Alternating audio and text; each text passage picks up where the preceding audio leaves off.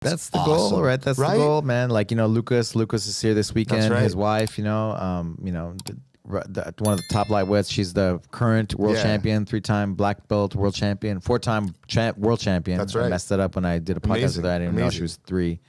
I did, but I didn't. I think the pandemic. I blame it on the pandemic. That's fair. But we get credit for that for years. We get that. We're 10 years man, I love like the young guy teaching me stuff. Like even our black belts, like some other young guys, like show me stuff, and I'm learning from them. Yeah, exactly. And then you did a good job, right? Of course, it's a gift, man. It's a gift. Like, if I'm a curious person by nature, like I'll ask questions to everyone who shows me anything. And again, like I think some people see me ask a question. I've seen this before. I get a black belt, they'll show me something. I'll be like, but what if I do this?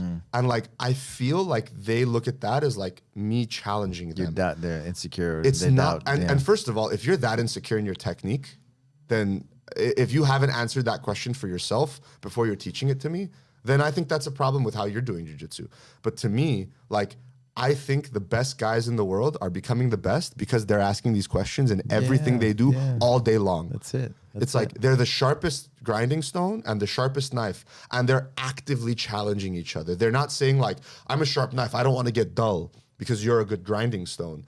And the grinding stone's like, I don't want to, lose my surface. We're always learning, and we should never stop learning. That's, Professor X, we're always like breaking things down. Have you seen this?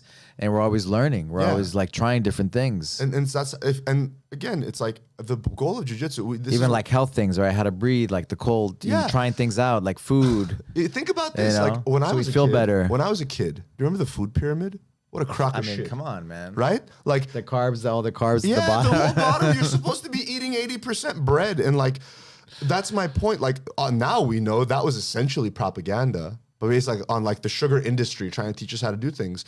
And like, if we embrace the thinking of like old school jiu-jitsu. FDA stands for Food Drug Administration. Exactly. From the government. Exactly. And like, that's my point. If we embrace, like, I think there's like this glaze of, there's some weird culture in jiu-jitsu where like, we never challenge what used to be, and everyone who's ever done it, like from the old days, the legends of old, what they say is absolute. And it's like, I don't believe that in anything. I mean, man, we're in the information age, right? Yeah, like, I don't believe that's right in anything. And I would venture to guess that if you spoke to the wisest or smartest people in the world, they would side with me on this. And they would say, don't attribute any level of romanticism to that much romanticism to anything, because things evolve and we should strive to make them better.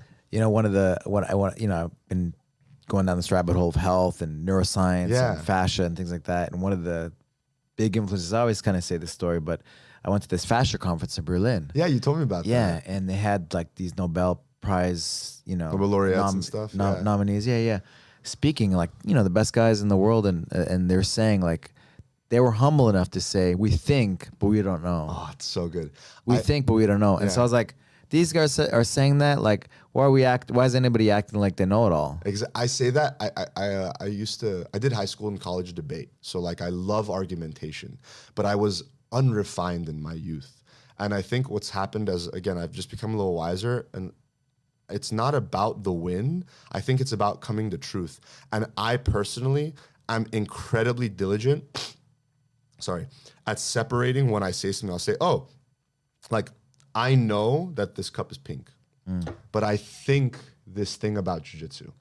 I'm very diligent about separating those two things, because when I discuss things with people and they say, oh, dude, it's like this. Right. Those are people who aren't truth seekers. They're people whose egos are, they identify their value with if they're able to win or lose an argument. Right.